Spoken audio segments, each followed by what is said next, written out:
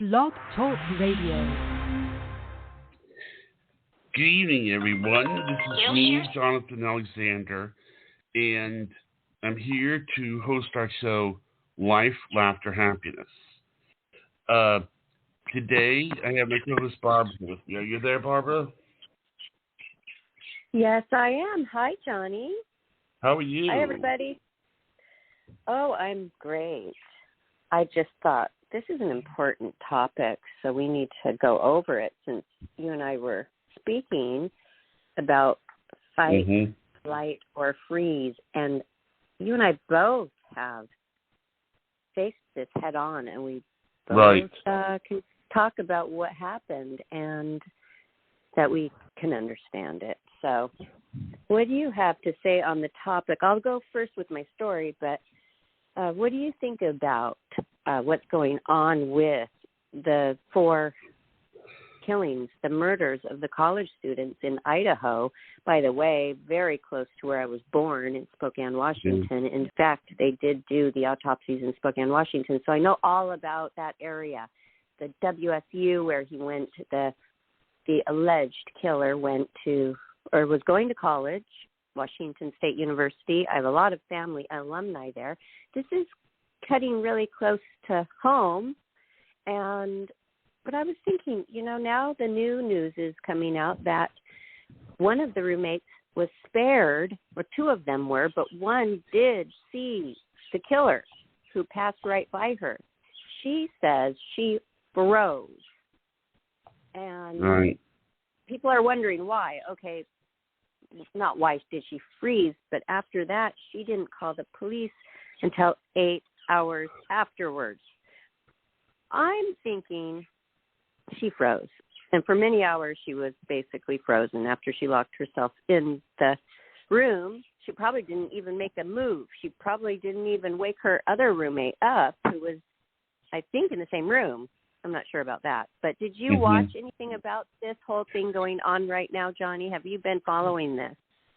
No, but I understand what you're talking about. There's a sense of sort of like she froze, but she couldn't do anything. She couldn't move, She didn't know what to do, and maybe she doesn't even remember. And I'll tell you my story about what I did, and in a minute say that when she did call the police, she called 911, and she reported an unconscious person in the home. People are saying, well, why? I mean, it was a bloodbath. It was a very gory stabbing scene of 4 people. Why would she say that? I'm thinking that she probably peeked around and just saw maybe somebody laying on the floor, maybe only saw maybe their hand where she was peeking around, or their arm, or just them laying there. She didn't see any blood. That's probably why. I'm assuming she was just too afraid to enter. But, oh, my gosh, I'm so glad that guy didn't re-enter, because he came back at 9 a.m. before she even called the police. He came back hours later, and they saw that he had cell service near the area, so he had been back again. He could have gone back in and gotten her. It is upsetting that she didn't call 911 right away and that she froze, but I understand it. And I can go on with my story now if you would like. Go right ahead. Okay. Sorry, everybody. I have birds, as you know, and for some reason when I talk, they get excited. They like me. So I'm going to cover them up right now, and hopefully they will then calm down so you can hear me. But I love my birds, and it is a proven fact that sound of a bird chirping and singing actually brings a person comfort and helps with anxiety. So I just found that out. Okay, I'm ready. All right. Great. Well, here's my story. I was young in high school, but a senior in high school, so probably around 17. I could have already been graduated and looking for my flight attendant job at the time. So I possibly was 18, but around 17 to 18 years old. And my dad, for my senior year, we were living with my dad and his girlfriend. who was a very nice lady. I thought she was a fine, nice lady. And so there were many mornings where I knew my dad wasn't going to be home because he was a pilot and he'd be on trips, 2, 3, 4-day trips at times. Sometimes he would come home early. You know how a pilot's schedule, you can only imagine what that's like. So it's always different.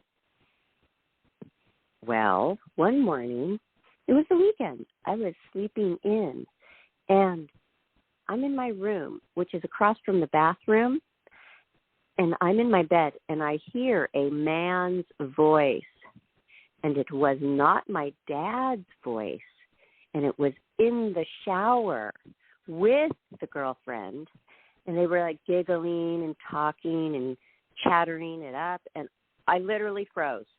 I froze under the covers, and I turned my head away from the door, and I just was like under the covers, not my whole head, but then I hear my door knob turn, and I hear my door slowly crack open, and I could only imagine it was her peeking in to make sure that, Barbara wasn't home and all, Well, then she realized I was home. Oh my gosh, I heard like hushing whispers and da-da-da, you got to hurry up and get out of here. I heard all that. But my point is I didn't turn around and look at her. I didn't get up. I didn't say anything. I literally froze, and for hours, I don't even know what happened afterwards because I was traumatized. That to me was trauma, and I froze. Okay, so I wasn't even thinking my life was in danger, but I'm freezing because it was such a awkward, horrible situation that this girlfriend had another man. They were taking a shower together in my home when my dad, who I loved so much, was out at work. This was going on. To me, that was traumatic, and I didn't know what to do and how to handle it. Yes, but I didn't even tell him for years later, and I realized I didn't have to tell him because he already had keen plans to leave because he thought that, he came home early.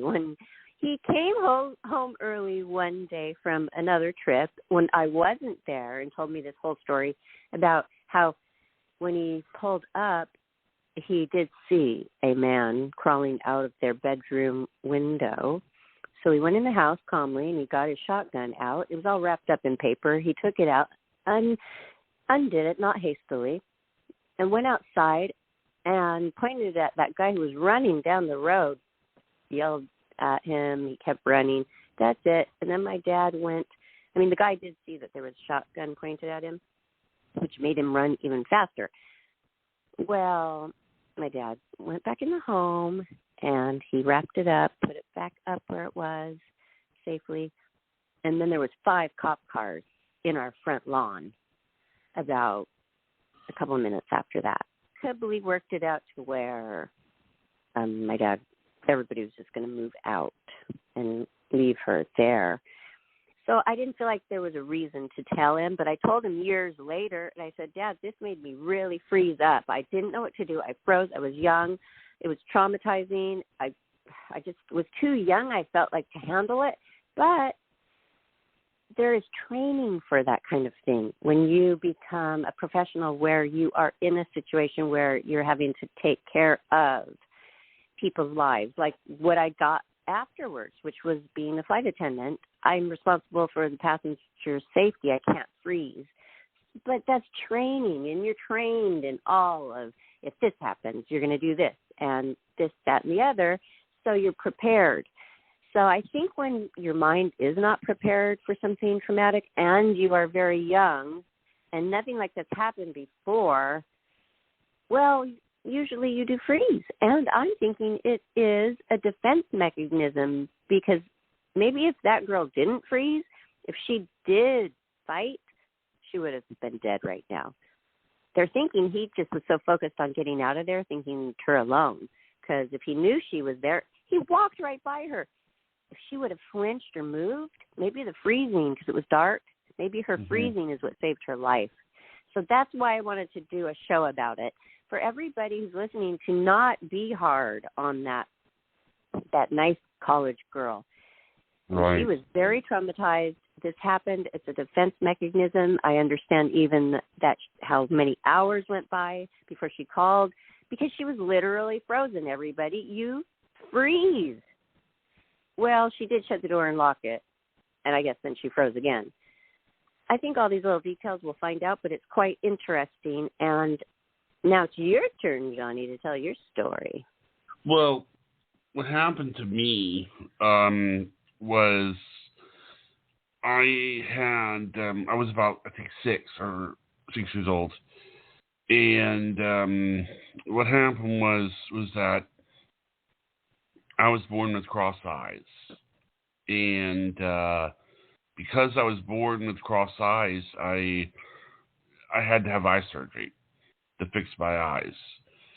And so what happened was there was this big kid, that really was pushing me around, and he cornered me in the bathroom, and I was wearing an eye patch. He tore my eye patch off and hit me.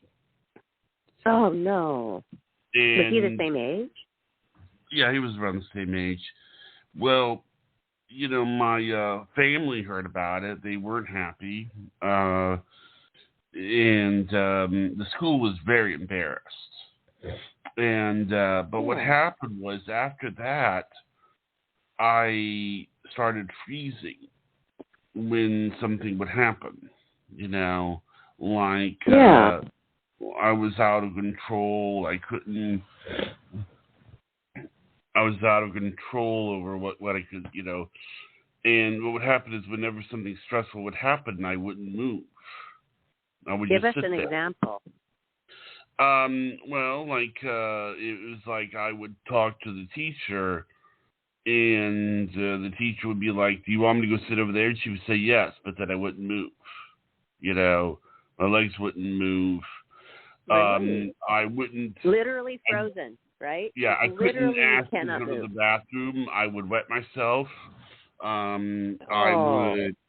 I mean, it was just one of those things, and it's like I was. I never talked to people. I would always, I would, oh boy, And I mean, it got better as I got older, of course, but it was such a elementary school, especially the elementary school level, was a really, really hard level for me, because that was when I had cerebral palsy, but I hadn't really grown yet. Oh. I hadn't really developed it. I was a scrawny kid, and And they picked on you? Oh, well, I mean, it was like I had 5% body fat. I was this, they tested my body fat. It was 5% when I was in 7th grade. And then it was just, I wouldn't say I was, well, I mean, everybody was picking on me, but there was also a lot of people that I was good friends with. The thing is that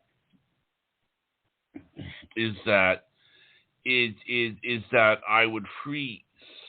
You see, Were you diagnosed with something? Is there a real term for this? Actually, I think there is. I think, and I'm not saying this because I know I'm saying this is what I've heard. You see, I was dying. I think the term that my father told me that I had was called stressophagia, I believe. Oh. But I'm going to look it up right now to make sure I'm not telling anybody wrong. Okay. Stressophagia. Yes. Yeah, But you took it to the extreme. Like, you couldn't even move just for something simple, which wasn't that traumatic, which was saying, "Hey, can I go to the bathroom?" It affected you that much, the trauma. Well, a good example of this. Sorry, go on. Well, I just wanted to go back to the actual attack on you in the bathroom. So when Yeah. he pulled off your eye patch and punched you in the face, did you freeze? Then you just froze. Like, how long were you there, standing frozen? I remember I was there for like 20 minutes. And Really? yeah, it was and it was just really sad. But the thing is that I have met people who were like this. I had this one girl that I liked that was like this. She had it's like do you want to hear about what happened to this girl that I liked? Sure. Okay. I did this girl that I really, really liked, and her name was Anne. And what happened was I invited her over to my house to watch a movie. Okay. Well, she gets in the back of the car. Okay. And what had happened was, she was sitting, I was sitting in the back seat, but what happened was my sister had her purse in the back seat. Okay. So I was trying to make conversation. So I said, "Oh, nice purse." I didn't know it was my sister's purse. Okay. But I was making conversation like, "Oh yeah, oh nice purse," or okay, and everything. Now this conversation went on for like about 2 or 3 or 4 minutes.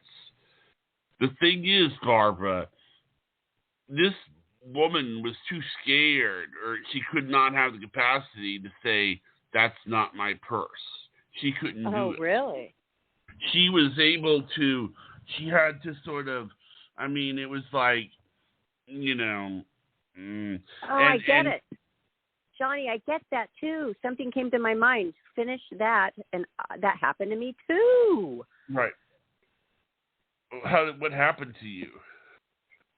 Well, the whole family, I had a really bad traumatic 8 years growing up with a very mean stepdad. I had my nice dad I'm talking about, who I lived with my senior year for visits, but my main life was with this mean, horrible stepfather. And so I had a lot of anxiety. And I was probably 8 or 9 years old. We were coming back from the potholes, a family vacation with uncles, aunts, mostly his side of the family, which I did like. We were at a gas station, and Uncle Norm was backing up the boat to get gas, and I saw it coming, and I was the only one standing there who could see the angle that boat was going to crunch a pole.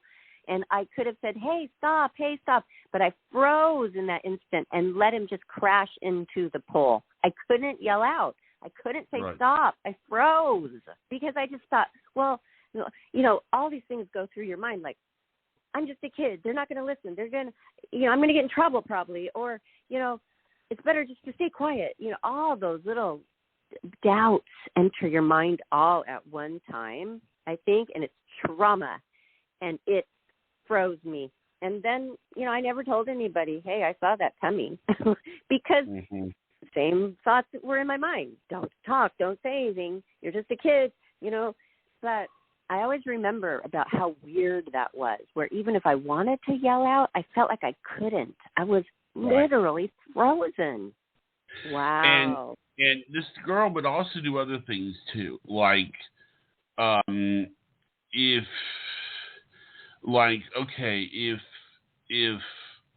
we'll be out somewhere and I will talk to her, and this is what she'll do. She'll talk for a while, but then she'll start mumbling. And she'll say, well, I don't know. It just turned into mush at the end? Yes. And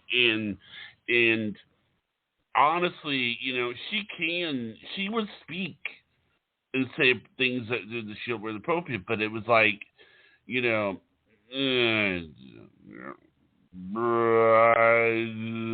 was almost like, it was like taking, how it sounds when somebody talks in slow motion?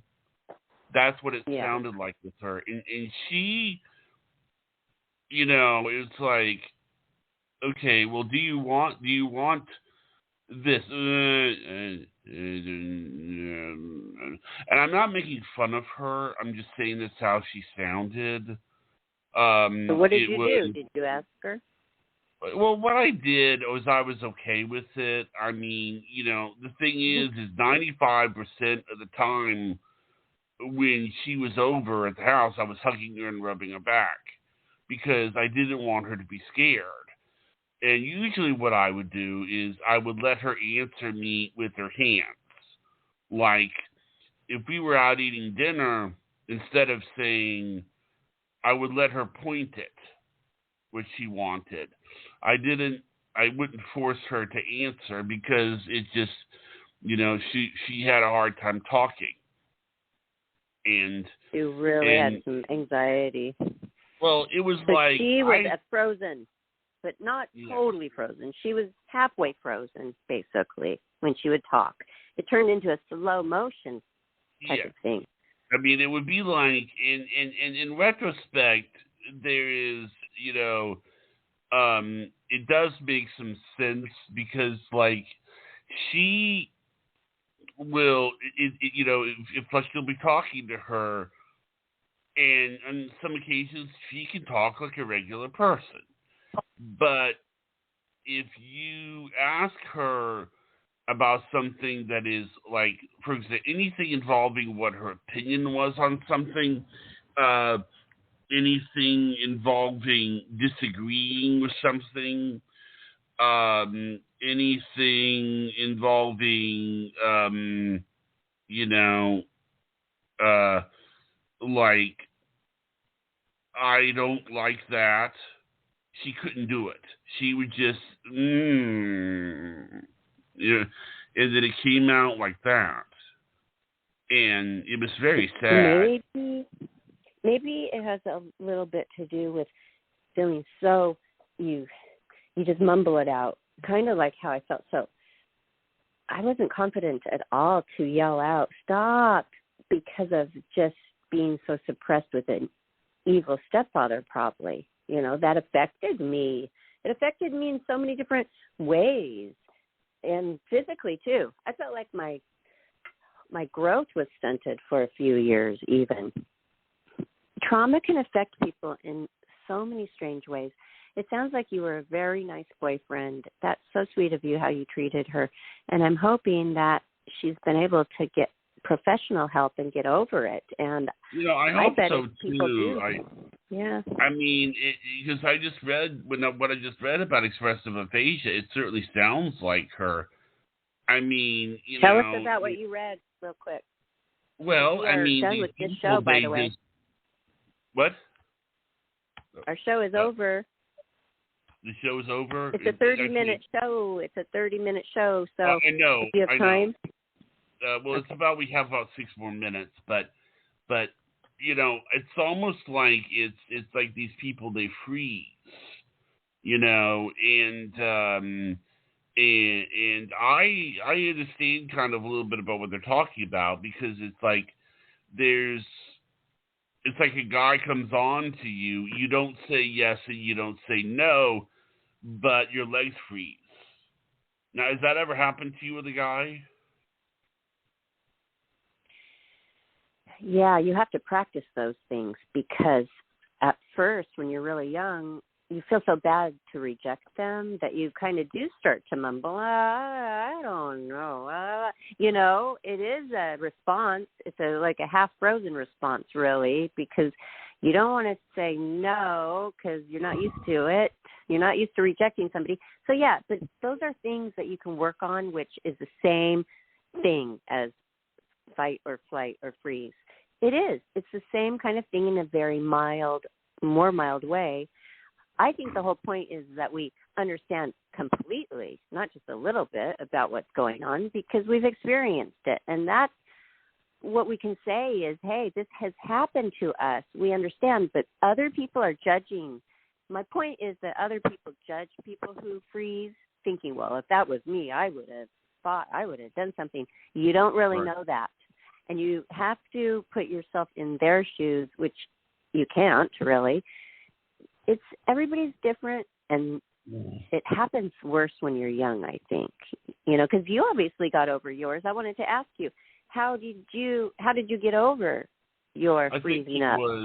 It was just sort of getting older and logically being able to logically look at things from all sides of the fence.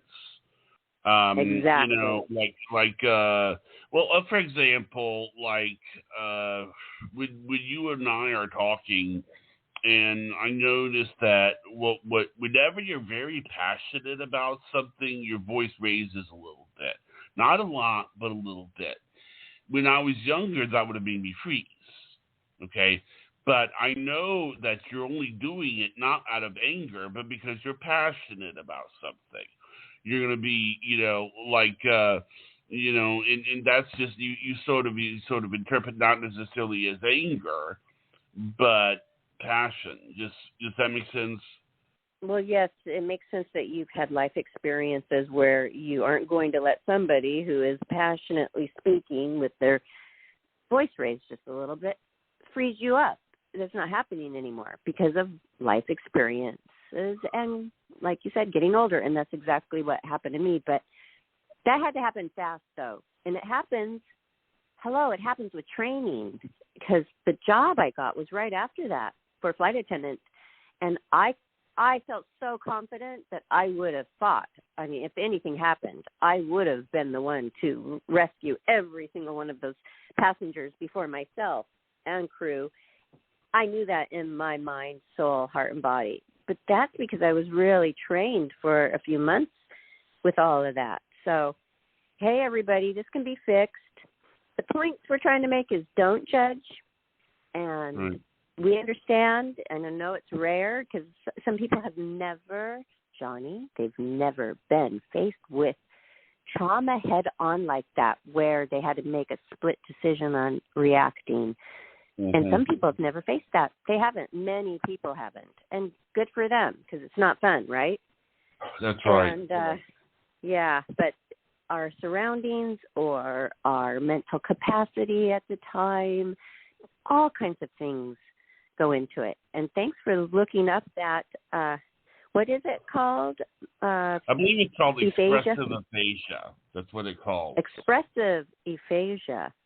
So interesting. So I'm going to be looking that up more, but I love this topic because it brings awareness to people. I just thought I have to do a show because I know this girl is getting judged so much by not doing anything, by just being frozen their minds a little bit and be understanding to her. All right, Johnny, thank you for your story. Okay. Well, good night, Yeah. Barbara. I wanted to tell everybody while we have a second left that Johnny and I, we have a Life, Laughter, Happiness Facebook page that is going really well, where we post our recent shows that we really like, which are most of them, right? And just different things that I find interesting. I will share there some different kind of YouTube videos, some cooking, some just lifestyle, some sports. I'm a Seahawks fan, and I think you should start posting there more often too on our Life, Laughter, Happiness page. We also have a group, and the group is made private. It will always be private. This is our private group, so people can share private things that have happened in their life, and it won't go past our small group of a little over 300 people. And so just follow us there and everywhere else, but those two things are really fun right now. And don't forget to subscribe and follow us here at Life, Laughter, Happiness on Blog Talk Radio, because we would love to read some of your comments and hear your stories on our topics. So thanks, everybody, and thank you, Johnny. Have a wonderful night. Right. Have a wonderful night. All right. Good night, everybody.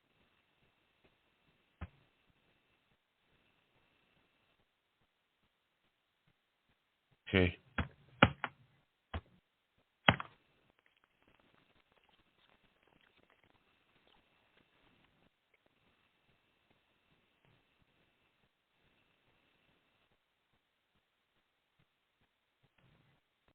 During uncertain times, gold and silver bullion have consistently maintained the financial stability we need. For over 50 years, Coin and Bullion Reserves has served Northwest Florida as your regional choice to protect your future with the peace of mind that hard assets such as gold and silver bullion provide. The fluctuations of the stock market and concern over inflation often lead investors towards safe haven assets like precious metals. If you're concerned about the future of the economy, Coin and Bullion Reserves is here to provide you with the security you need. Come and speak with one of our numismatists so we can help you protect your future. Switch to Extreme Internet and save. Call today to lock in a low price and get a $100 credit with any internet package. Get download speed options from 100 meg up to 1 gig and power every room with whole home Wi-Fi 360 Pro. Don't let your $100 credit slip away. Call 844-4FASTER or visit extreme.com today. Offer available to new customers only. Download speeds may vary and subject to a monthly downstream usage allowance. Bill credit of $100 will be credited to your bill evenly over 4 months beginning 30 days after installation.